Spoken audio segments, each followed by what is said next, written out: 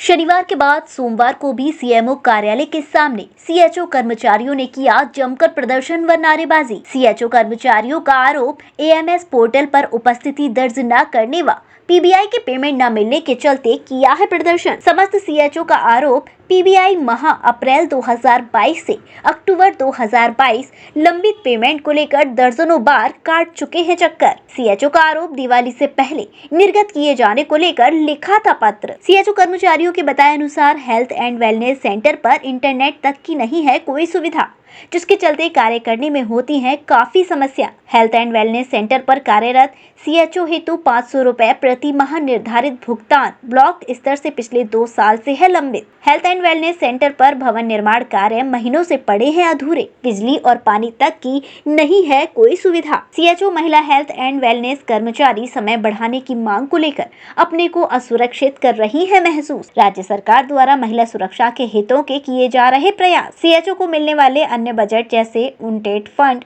Lab screening fund, yoga sessions fund, health and wellness centre, साफ सफाई fund आदि की सुविधाओं से सीएचओ कर्मचारी हैं वंचित। समस्त सीएचओ ने समस्याओं की समाधान नहीं होगा तो सामूहिक इस्तीफा देने का किया ऐलान। मेरा नाम दिव्यांशी शुक्ला है, मैं एसडब्ल्यूसी खांडा सीएचसी खंदौली से।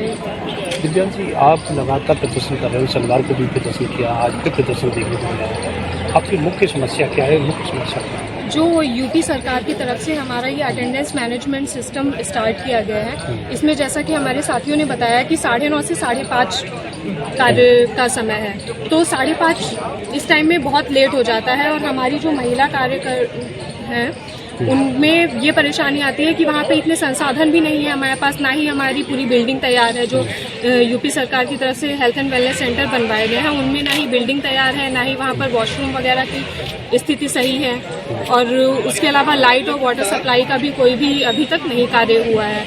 उस कंडीशन में यहाँ पर से महिलाओं का वहाँ पर 9:30 से 5:30 रहना पॉसिबल नहीं है। और जैसा कि आप जानते होंगे, छत्तीसगढ़ में भी अभी एक रेप केस हुआ था हमारे सीएचओ साथी के साथ ही। उस तरह से हमारा सुरक्षा की दृष्टि से भी देखा जाए तो ये चीज़ सही नहीं है। इसके लिए एक बार विचार करना चाहिए यूपी सरकार को। इसको लेकर आपने मुख्य चिकित्सा अधिकारी से बातचीत की हो? हाँ जी, हम लोग इस चीज़ के लिए एक बार अपने MOICs को भी ज्ञापन दे चुके हैं। फिर उसके बाद में हम लोगों ने CDO साहब को भी अवगत कराया इससे, और CMO सर से भी हम इसके लिए बात कर चुके हैं। क्या लग रहा है समस्या का समाधान क्यों नहीं हो रहा है? इसके लिए अब CMO सर निर्णय जो भी लें, और उसके अलावा MD मैम तक भी बात पहुंच चुकी है। जैसा कि आपने शनिवार को देखा था कि आप लोगों की भी बहुत हेल्प रही है इस चीज़ में। समस्या का समाधान नहीं होगा तो आगे की कोई रणनीति? हमारी जो मांगे हैं हम उनको लेकर के यहाँ पर ऐसे ही रहेंगे। हमारी कोई कूटनीति नहीं है इसमें, हमारी बस मांगे हैं। हमारे जो अधिकार है, कम से कम हमारी जो कंडीशंस है उनको पूरा किया जाए, हमारे 8 पॉइंट को पूरा किया जाए। ऐसी परिस्थितियों में तो हम नहीं कर सकते ना। जी, मेरा नाम ओमकार चौधरी है। मैं यहाँ आगरा के अंदर सामुदायिक स्वास्थ्य अधिकारी के पद पे नियुक्त हूँ। ओमकार जी, लगातार प्रदर्शन कर रहे हैं, शनिवार को प्रदर्शन किया है, उसके बाद सोमवार को प्रदर्शन किया, क्या मांगे हैं, किन बातों को लेकर प्रदर्शन? देखिए, हमने पहले शनिवार को किया है आंदोलन, यहाँ पे हमने धरना दिया है। आज फिर आए क्योंकि हमारी जो शनिवार को जो मांगी थी वो उसके कोई भी अधिकारी ने वापस हमसे कोई बातचीत करने की कोशिश नहीं की है, और उन्होंने हमें मीडिया कर्मियों के आपके माध्यम से, आप साथियों के माध्यम से उनको अवगत करा दिया था कि जब तक हमारी मांगे पूरी नहीं होंगी हम पीछे हटने वाले नहीं है। हमारी मेन मांगे पहली हमारी ये है कि हमारे ऊपर एक AMS अटेंडेंस मैनेजमेंट सिस्टम जो थोपा जा रहा है कि आप AMS के थ्रू अपनी अटेंडेंस वहाँ पे SWC पे लगाएंगे। चलो, हम लगाने के लिए तैयार है, तो ना तो वहाँ पे भवन का निर्माण हुआ है, ना पे हमको पर्याप्त सोर्स दिए गए हैं, और हमारा वहाँ पे टाइमिंग 8 घंटे के लिए बताया गया है, जबकि NHM के अनुसार, नेशनल हेल्थ मिशन के अनुसार जो टाइमिंग है वो सिर्फ 6 घंटे का है। चलो, हम इसका स्वागत करते हैं। यदि ये AMS अटेंडेंस मैनेजमेंट सिस्टम आपका इतना ही अच्छा है तो क्यों ना इसको सभी कर्मचारियों अधिकारी पे लागू कीजिए। हमारे ग्रामीण क्षेत्रों में नेटवर्क की सुविधा कम है, तो पहले इसकी शुरुआत क्यों ना शहरी क्षेत्रों से जाके कीजिए,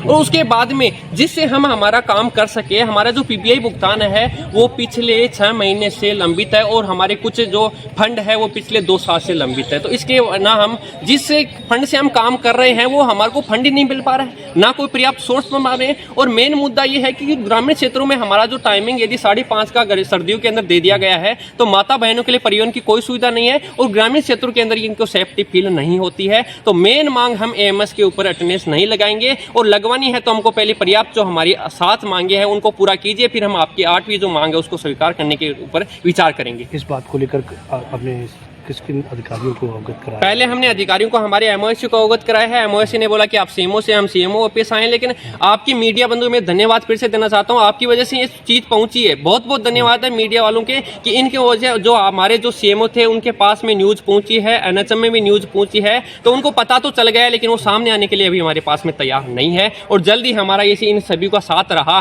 तो वो जल्द से जल्द हमारी सभी कार्य होने को तैयार। क्या मानते हैं, क्यों नहीं मानते? अभी वो चीज़, क्योंकि यदि वो काम पहले करे, हमारी मांगे ऐसी है कि वो पहले काम करेंगे। उनको चाहिए टारगेट, तो हमारा कुछ टारगेट है वो उनको पूरा कीजिए, हम उनका टारगेट करने के लिए तैयार। ठीक। महंगी बिजली बिल की समस्या से छुटकारा पाइए, सोलर सिस्टम लगाइए। जी हां, आपके लिए बेहद आसान हुआ सोलर सिस्टम लगवाना। संपर्क करें Amity electronics corporation, Krishna Nagar, Mathura. जैसा कि मैंने आपको बताया कि भाई इसका ROI 25% है, यानी 25% का रिटर्न है। इसके हिसाब से देखा जाए तो जो लागत आप लगा रहे हैं वो लागत आपकी 4 साल में निकल आएगी।